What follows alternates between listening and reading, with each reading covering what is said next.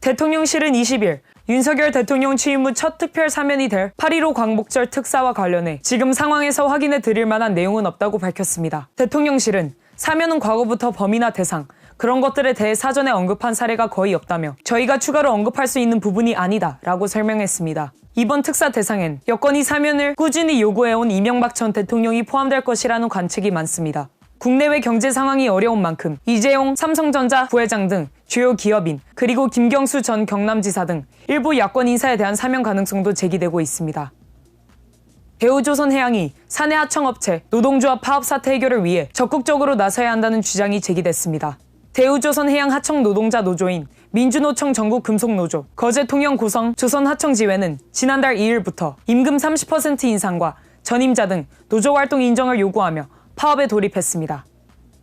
20일 오후 진행될 예정이었던 여성가족부의 대통령 업무보고가 연기됐습니다. 대통령실은 이날 오전 10시쯤 출입기자단 공지를 통해 오늘 오후 예정됐던 여가부 업무보고는 전체 업무보고 일정 조정으로 수년됐음을 알려드린다고 했습니다. 이에 네티즌들은 딱 여가부 폐지하나 보고 뽑았는데 그걸 안 하네 라는 반응 등을 보였습니다. 미 국무부의 인신매매 보고서에서 인신매매 근절 노력에 대한 한국의 등급이 1등급에서 2등급으로 20년 만에 하향 조정됐습니다.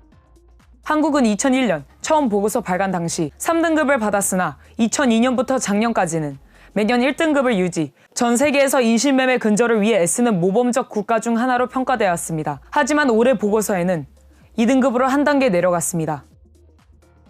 북한은 20일 미국이 자국을 20년 연속 최악의 인신매매국으로 분류하는 보고서를 내놓자 어불성실이라며 강하게 반발했습니다. 북한 외무성은 이날 인신매매의 본거지 미국이라는 제목을 글에서 미국은 남의 병세를 떠들며 자기의 병폐를 가리우려 할 것이 아니라 저부터가 수술대 위에 올라야 할 것이라고 받아쳤습니다. 국토교통부와 제주도가 제2공항 추진을 두고 온도차를 보이고 있습니다. 국토교통부는 제2공항을 거점공항으로 추진하겠다며 속도를 내고 있지만 민선 8기 제주도청은 아직 명확한 입장을 내지 않고 있습니다.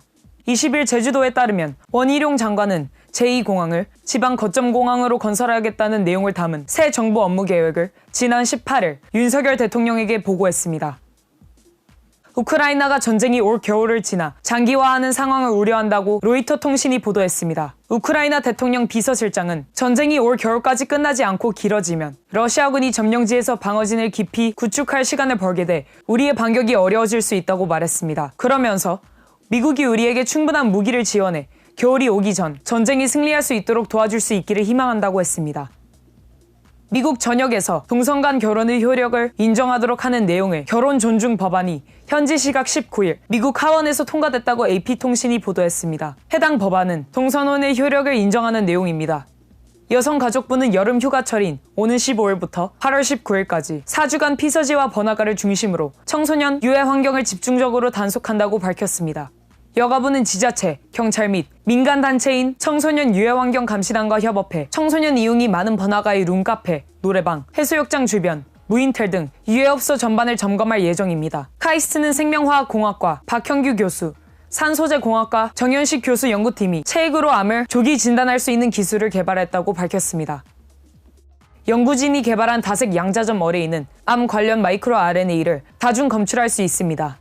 지금까지 FNL 뉴스 손다빈입니다.